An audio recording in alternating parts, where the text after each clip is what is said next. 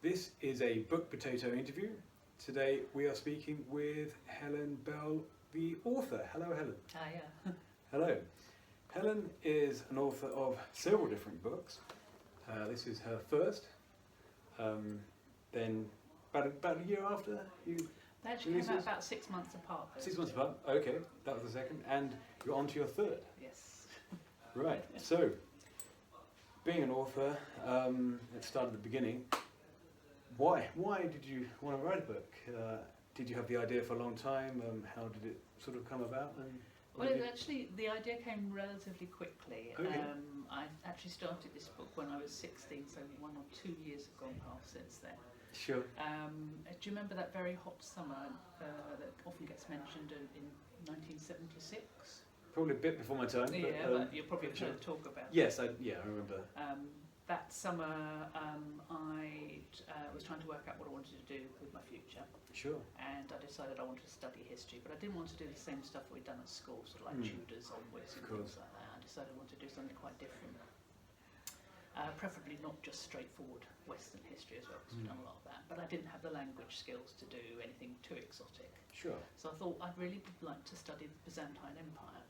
One of my teachers twigged this and said, well, here's a book you want to read. And she recommended this book by a children's author called Peter Dickinson. He's better known for a series called The Changes, which is a kind of science fiction series. But this particular book was called The Dancing Bear. Okay. And it was about 3 characters, a slave boy, his master's daughter, and a dancing bear, who had all been born on the same day and their lives were inextricably linked. And when the barbarians invade Constantinople, as they invariably did in those days, Sure, of course. she gets kidnapped and he's the only one who's prepared to go off on an adventure to rescue her. And I started this book, and obviously I knew a little bit about Byzantine history, not that much. But I was just blown away by the world building. This was a very alien world back then. Yeah. If you thought of Christianity, you generally thought of very Western Christianity. Yes, of course. And there's just so many different strains of Christianity. Yeah. And back in these days, it was a bit like being in Northern Ireland during the Troubles, or growing up as a Shia Muslim in a Sunni community. There's people had very differing views. They might all believe in the same God, but they had very differing views. Sure, and so interpretations of what that means. Yeah. And so it was a real volatile society. It probably makes more sense these days than it might have done to me back then, because we're all quite well informed now thanks to the internet. So we all have very strong opinions on things, as we've discovered in the last couple of years. I don't think we're quite prepared to go to war over it or anything like that one, but you never know, it might come to that. But this world building was just so beautifully done, plus these 3 lovely characters in the middle, and a host of other characters who came in as well. So you've got things like, talking of the Christianity again, there was a hermit who'd lived on a pillar in the courtyard of the palace where these people lived for 10 years, and when the barbarians invade, he doesn't really have a choice but to come down, because there's nobody left to send him up food and things. Yeah. And he decides to go off on this adventure with them. So that was one author who inspired me. And I just thought, I want to be able to write as well as this person. I want to be able to world build like this. And so he was my initial inspiration, and I just threw something together over the summer. Excuse me. So I just threw something together over the summer, and once I'd started, I really couldn't stop, because it wasn't very good, and I thought, I can do better than this, and just kept working at it and working at it and working at it till it was better. So you would say that this idea, this story you worked on when you were very, very young, it remained somewhere in the back of your mind. You revisited it, came back to it. So I'd write a draft, wrote the first draft, and then sort of looked at it and thought, right, that's not quite right, went away again. I'd come back and tinker with it every couple of years. Yeah. There was one of the leading characters who just wasn't right, and I couldn't work out what to do for quite a while to make him right. So he took a long time to build. Other characters just popped up fully formed. Sure. So But it was something that you weren't prepared to just forget about. No, it was almost like having come up with the characters, they took on a life of their own. Yeah, I almost sure. couldn't not tell their story. Wow. I'm still in the process at the moment, because this is a 4-book series. We've only got 3 so far. Yeah. Book 4 still being worked. So I suppose all those years later, Did you ever sort of think maybe this just isn't ever going to get finished, or I should give up on the idea, or was it always very clear in your head that no, this is something you must do? You felt that you... I think it was kind of a compulsion because Yeah. I wasn't very good writer for the first probably 15 years or so that I was writing. I had to learn how to write well. Sure. And You didn't have write life experiences. Well, of course, I mean, you get older Yeah. and you have life experiences. You didn't write other things? It was... Would you say Yes, that you got I better at did writing write by other writing things, it? yes, and what it was I was trying to doing the world building. Mm. I had other stories that sort of fitted into the same timeline, so it was trying to work out how exactly did they get to this point, because I knew it was set in the future, I knew there'd been a catastrophe, but it was about trying to work out the whole picture of what had gone on. Mm. So over that time, I came up with a bunch of other stories as well, and they all fit into the same timeline. It's just Sure. at various places during the timeline. Right. So there's more to come. Would you say it's helped you with a clarity of perhaps what is yet to come? The fact that you just put so much time into it, and I said you built the characters, you built the universe that they exist in. That it wasn't just rushed out. That because you had so much thought into it, you had to revisit it many times. Do you think that helped? Yes, it's not a commercial way of becoming an author. Yeah, sure. It's not a way to make money from the job. Sure. But in terms of the satisfaction of having got the job well done, I had quite a successful business career, working for various organisations. I had a family, I had parents whose health wasn't the greatest and they needed looking after, so there were a whole bunch of other things going on. Of course. So life continues while you're trying to write. Of Often the writing course. sometimes was kind of almost a therapy for some of the issues that were going on in my own life. Yeah, I can appreciate that. So again, starting at the first one, Shadowless. To explain to someone who said, "Okay, fine, what's this book about?" How would you sum it up? I hope I got it right with the blurb, which is basically think how it would be if you could see the future. Yeah? Now think again. Because the first thing you've probably thought of is winning the lottery or avoiding stepping in front of the bus. Sure. But what if it's something you can't change that's coming? Or worse, what if it's something that you want to happen so much you will do literally anything to make it happen? And that's the world that the main character, Rainier, populates. Sure. And from that, she continues to go on, would you say, on her journey and facing various different tribulations and experiences. Yes. In the second one. Again, these are very much designed to go from one to the other as a series. They are, yes. The first one, she's committed to doing something to help somebody, even though she's really scared of the potential consequences. She gets to the end of the first book and she realises she's not finished what she's got to do. So the second book is about trying to finish that. And who are these one designed for, sort of age group, and I suppose how do you decide who you're writing for? Because again, you've done it in a sort of slightly different and unconventional way, that you didn't go, right, I'm writing a children's book, or I'm writing a young fiction or an adult thing. It's a story that existed anyway. So it's did you think, oh, I should make this commercial, or I should make this for this age group, or you'll write it and you'll find out who it's for after? Yeah, I think it was more of a writing book out who it's for later. Sure. They say write for yourself a lot of the time. Yeah, of course. And I honestly don't think that you can really successfully say, I'm going to target this group of people. I think you have to write the story that's inside of you, and I think you have to hope that there are going to be an audience for it to a degree. Would you say it's a mistake, if you could use that word, to go, right, I am writing for 5 to 8 year olds, or I'm writing for 20-something women? Do you think that somehow stifles people's creativity? I don't know, it may give you a sort of thing to latch onto, but I think what you need to do is think beyond the borders, because if you think of something like A.A. Milne and the Winnie the Pooh stories, how many levels do they work on? You can be 3, you can be 93, and you will still get something out of those stories. Yeah, that's a very good point. And you could say that for Harry Potter, you could say it for Lord of the Rings, you could say that for all the great things that stood the test of time. That's a very good point. So, okay, once you had the first one, even though it was a very long birthing process, you could say, what did you learn from getting that done and out there, and how long did it, you said about 6 months after that, Yes. was that both to create it and get it into market?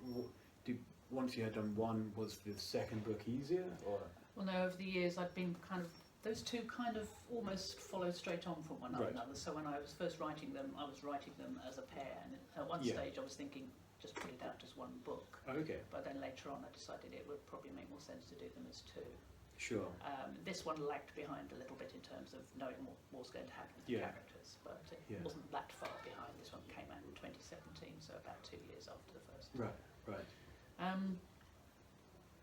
The writing process really, once I'd cracked knowing how to write, it was just about having the time to do the polishing and the finessing, Yeah. which takes a lot longer than you generally think. Sure. I was quite worried about how much time I spent obsessing about every other word, and then I went on a writing course with a chick lit writer called Adele Parks, Okay.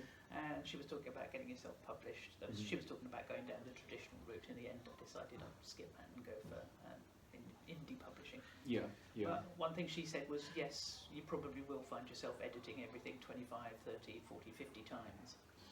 Did you use another editor at any point, or was it all sort of done by yourself? I had some beta readers who had a look at it and came back with ideas, but I knew from my work background, I worked in quality control and quality assurance, and I knew that you can't spot about 25% of your own mistakes. In fact, you will almost invariably have something on the first page, possibly even in the first sentence, that has just got straight past you because Yeah. you looked at it so often you can't see it anymore. So that was one of the things I said, I've definitely got to put some money into getting a professional copy editor. Yeah. And I was quite lucky, I found a lovely lady called Lynn Curtis who's very, very good. Sure. She manages to give you the things that you need to do without destroying your soul. Yeah, absolutely. You know, I hear this so often, people that I've spoken to, interviewed, or just spoken to about books, from writers, from wannabe writers, from people who advise writers, including editors as well, that it's so important to have an external source to critique your work. And I think some people feel that perhaps they don't need to have someone look at it, and yeah, the overwhelming feedback that I'm always told is that's a massive mistake. And as you just said, you can't edit your own work. Yeah. You know, you need someone else to say, do you want to do this, or maybe you could do this. And I think some people perhaps are maybe not scared, but they feel that if they let someone else have ideas on their work, that it's somehow, don't touch my baby, that somehow they're going to set it off in a different direction and make them do something they don't want to do. But would you say that's not necessarily true? I think it is genuinely a fear. I think it's a fear of letting it out there and having people sort of deconstruct it and criticise it and so on and so forth. It's a fear that as authors we've got to get over, because if we're going to have a readership, we've got to recognise that it will not be some people's cup of tea. Sure. I think the key thing really is to get it out there, let people criticise. Make sure you put it in the hands of people other than your best mates.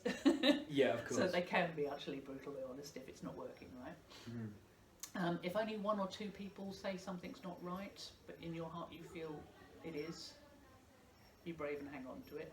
If 5 or 6 people are telling you that doesn't work, then it's probably time to go back and have a look at it and fix it. Sure.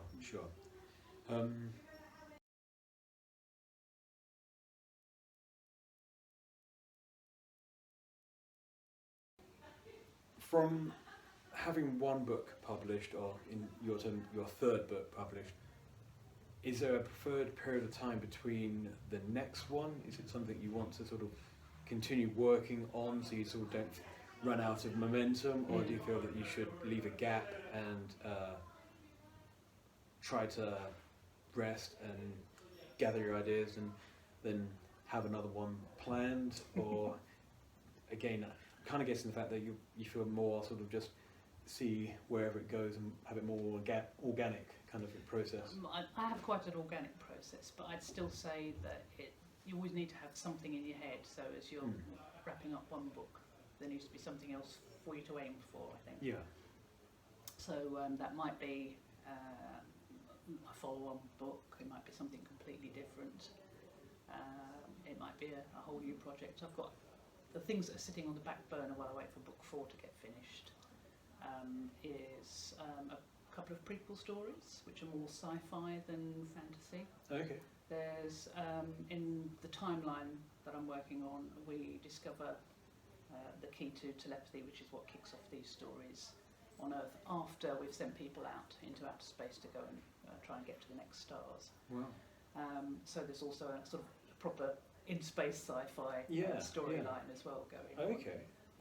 Ones that follow people when they get to planets and how they deal with planets. Is that still in the same universe? It's all in the same universe. It's all kind of related, but in and out from different timelines and different sort of peoples and their experiences. I got the inspiration from, well, actually, I found myself thinking, oh, you do it the same way. There's an American author called C.J. Sherry, who writes in a whole bunch of different genres, from fantasy to high fantasy to proper hard science fiction on spaceships and things, meeting alien races. But she had them all fitted into the same timeline, and I thought, oh yeah, that's what I do. So it does make sense to try and do that rather than jump around and do lots of different things. But on the side burner, I do also have a TV series that I'm working on. I might actually send off at some stage. There's nothing to do with this world at all. Right, sure. Wow. And well, I mean, that'd be fantastic if someone was interested in that. So, would you say you're quite a creative person? That you I would generally say yes. Most of my hobbies tend to be creative hobbies. Yeah. So even if your TV series doesn't get picked up and made, and hey, let's hope it does, and if you didn't sell 1 million copies of these, would you still say it's worth the journey? You're glad that you did it? Oh, definitely, yes. Yeah, I can't see me stopping writing, to be honest. Yeah. Because I just enjoy the process too much. So that's kind of important in the first place, isn't it? But would you have any advice for aspiring authors out there that have an idea, maybe have written something maybe a few years ago, never done anything with it because for whatever reason they don't think it's good enough yet? Just what advice would you give them to get published, assuming that they've maybe tried and not been picked up by a mainstream publisher, and perhaps the indie author is the route they want to go down? What would you say is the best advice that you've had or could give? I'd say if you're prepared to put the time into it and you enjoy the writing process, just keep at it, come back to it. If it's not working, put it down for a while, go and try something else, go for a long walk, go for some life-changing adventure, but come back to it and see if it still matters, then keep working on it. That's the kind of approach that I took. Sure. And any advice for once you've got it finished and a couple of people have read it and they said, yep, that's really, really good, then what would you... Enlist your friends and people who've enjoyed reading it. Don't be shy about saying to them, if you really liked it, could you do a review for me? Could you let other people know? Could you share this information with other people? Yeah. So your fans are your biggest fans. Have you ever come across Hugh Howey, who wrote a science fiction trilogy called Wall, among other things? I've heard of his name. I haven't read his material. He was self-published, and basically he did that off the back of writing a story, and then so many of his, and he couldn't get it picked up anyway, and so many of his friends enjoyed the story that they effectively sold it for him, and he is literally at the moment on the yacht he bought himself off his earnings, somewhere like Fiji at the moment, I think. Sure. He's still writing, but he's basically writing from a yacht these days. Would you say, I mean, there's nothing easy about being creative, be it a writer or an actor or anything like that, a musician, but with the internet, with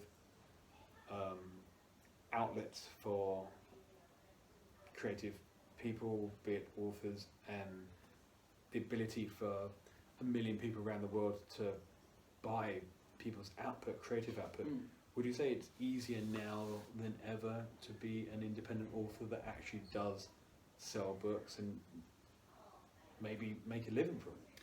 I don't know that the selling is easy. It's much easier to be an independent author. It's surprisingly easy to self-publish. You just have to be prepared to put a little bit of money in things like the cover design and the formatting and making sure you've had someone copy edit it.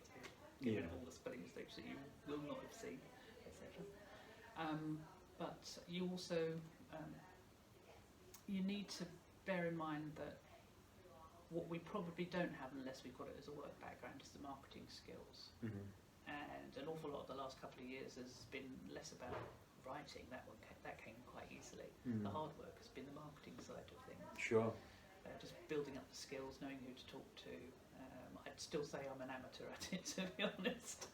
But it's just one of those things that you will have to do. But even if you were published to a traditional publishing house, the chances are that they would expect you to do most of your own marketing. So you have to learn to do it.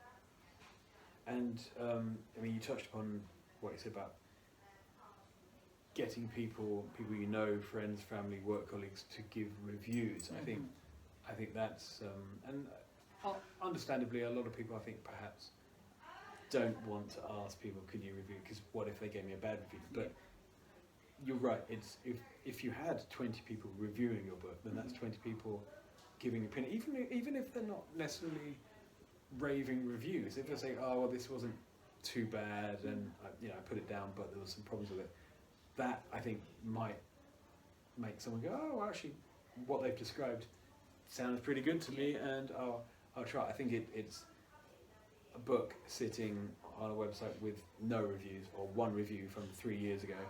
The chances are people aren't going to look at it. So yeah. Even if somebody absolutely hates it and spends an hour ranting about how terrible it is, that's almost better than not having a review at all. And you'll find that most people are quite kind in reviews. If they really, really dislike it, they probably won't bother reviewing it for you. Yeah, that's true. But even if, I've had 3-star reviews, which are actually, I thought, you seem to really like it. You're just a hard marker. Because they still said nice things about it. Yeah, sure.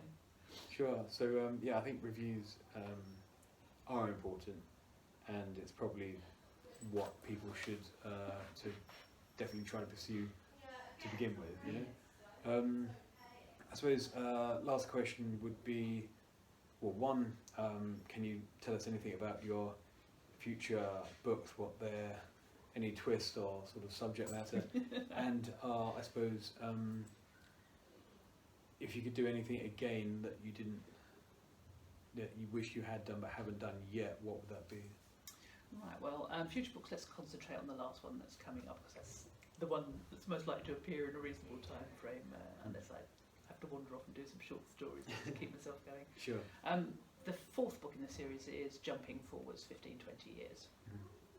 And by the time you got to the 3rd book, you'll have sussed that there's somebody who has disappeared but is going to come back at some stage. And so book 4 is kind of like a who is it type story, where you're trying to pin down which of the new characters that have appeared could possibly be this character. They often say as well, have a unique selling point to a story, and to be honest, I didn't really worry about that too much for the first 3, but almost organically I think I've grown a unique selling point for book 4, which is that one of the key narrators is a child with autism who can see through other people's eyes. Interesting. It'll never film, there's no way you could have filmed this, I don't think, but it makes for an interesting approach in terms of trying to pick out what's going on. Yeah, I mean that does sound a fascinating concept. And again, anything that you would change about what you've done in your journey from when you first started writing this idea down to where you are now, which you're in the process of writing your fourth novel, and successful novel, because you've made sales, you make sales, you're promoting this book heavily now. I'm not living off it yet, but no, but each step of the time, and we have sold copies in BookPotato, and we sell them online, and people are interested in them. What would you, if you had the last 10-15 years again, what would you not have done? I'm not sure that there's anything in particular I wouldn't have done. I think the speed at which I worked and the other things I wanted to do meant that I couldn't have done it any faster than I did do. I wasn't prepared to say, I'm going to give up everything and just write and concentrate purely on Sure. writing. And if you're not prepared to do that, then you're going to have to take the long route. Sure. There isn't a choice. Things I might do differently. I think I might spend a little bit more time getting some proper professional marketing training. I did a lot of it on the fly. I've tried picking up more bits and pieces as I've gone along, and every now and then there's a light bulb moment that goes up, and I think if I'd spent a bit of time actually developing and training in that area, then I might have picked that up quicker. Sure.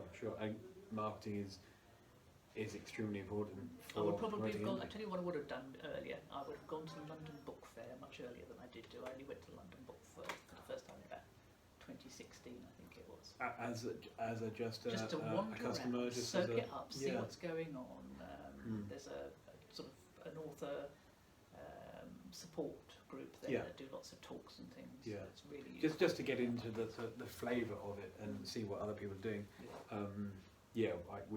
We went this year in 2019 before opening the store. We will be there in the future, but interesting. I think you've got to kind of immerse yourself in that world, because you do pick up what the people are doing and think, oh, that's interesting. Or and the other one is, of course, you can't do it all on your own as a self-published author. You've got to give somebody else some of the jobs. Yeah, sure. And unless you're networking with people who actually do the work, then it's pretty tricky to pick up who you need to speak to. Of course. And how do you make sure there's a match between you and them? Yeah, absolutely. Yeah, you've got to like them. You've got to get on with them. Yeah. And That's yeah, exactly. And sometimes you only need sort of one or two people to go, oh, have you spoken to this person? Have you spoken to that person? Here, phone them.